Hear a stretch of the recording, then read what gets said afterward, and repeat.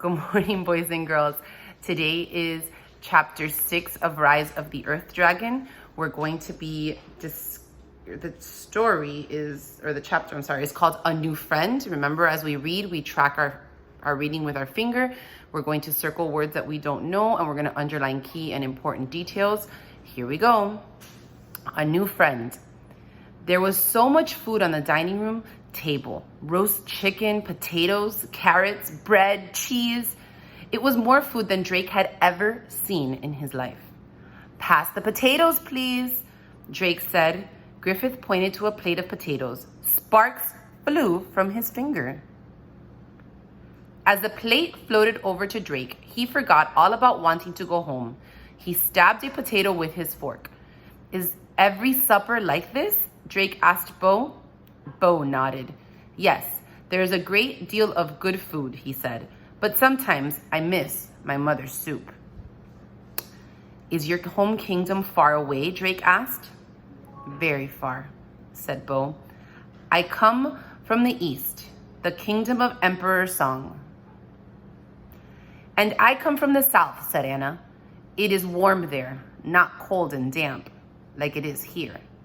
"Well, I'm proud to be from this kingdom," Rory said. "My father is a blacksmith. He makes the best horseshoes in our village." Drake missed home. He turned to Griffith. "Is there any way I can let my family know I'm okay?" Drake asked. The wizard nodded. "You may send them a note." He waved to one of the servants. "Please bring the boy paper and quill." A servant gave Drake paper, a small pot of ink, and a feather.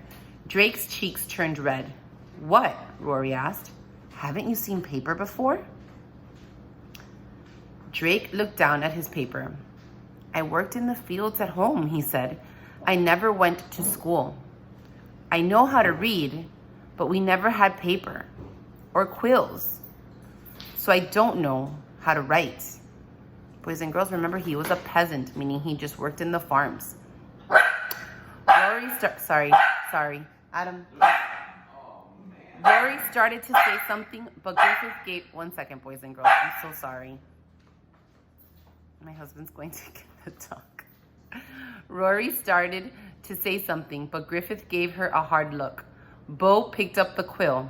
"I will write the note for you," he said. "Thanks, Drake said. Then he told Bo what to write. "Dear Mother, I am safe, so please don't worry. Everything is new and exciting. The king is keeping me well fed. My new friend Bo helped me write this letter. Love, Drake." Drake did not say anything about dragons. He thought it might scare his mother. The servant took the note away. Drake yawned. "So where do we sleep?" "We have rooms in the tower," Bo said. "You will be in my room." Drake smiled. Oh, good. At least he had one new friend here. Suddenly, a soldier stomped into the room. "All rise for King Roland the Bold," he said. Dun, dun, dun. I think this is the first time that Drake is going to actually meet King Roland. Boys and girls, as we were reading the story, we always keep in mind that, hold on, I'm gonna move the camera really fast. We always keep in mind that our things that we've learned in the past. And if there's words that we don't know, the sentence before or the sentence after can always help us figure out those definitions of words we may not know, the context clues. Remember when we would use the little hand lenses to look for context clues inside our writing? Inside our story? Boys and girls, we can, one second, let me open this really fast. I thought I had it open. We can figure out definitions of words we don't know. There was one in here specifically that I wanted to address with you. If you didn't know what the word blacksmith meant, my father was a blacksmith. Now, not a lot of you might be familiar with that word blacksmith, but the next sentence right after that says, he makes the best horseshoes in our village. Now, horses don't wear shoes, right? But they wear those iron, U's on the bottom of their feet, and they're made out of iron, or I think they're only iron. And that's what a blacksmith does. They wield, that's my sister-in-law, she's a teacher too. They wield the iron and they turn it into different things.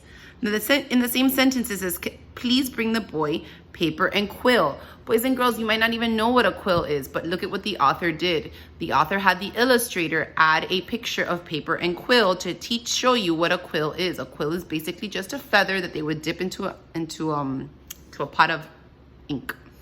So the question for chapter 6 is quill, which I just talked about, and servants. Servants are people who work for the king.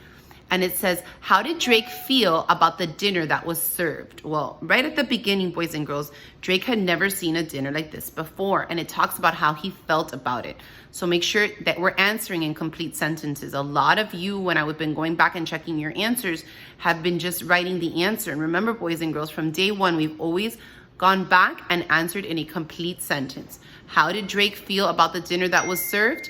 Drake felt the dinner that was served was blank, or Drake felt blank about the dinner that was served. Don't forget to answer in complete sentences. Next question. Why doesn't Drake know how to read or write? Well, I kind of addressed that when we were reading in the middle of our story. We know that Drake is a peasant that works in the farms and they don't get to go to school. It said it specifically in our story. So go back and answer the question. Why doesn't Drake know how to read? Drake doesn't know how to read because, don't put because as your first part. And then making an inference. What would you infer about Drake's family's wealth and home life? Wealth means how much money they have, and home life is how they live. So you have to kind of think about that for a moment, take a deep breath, and kind of think about what that means to you. Okay? Have a great day today. Make it great.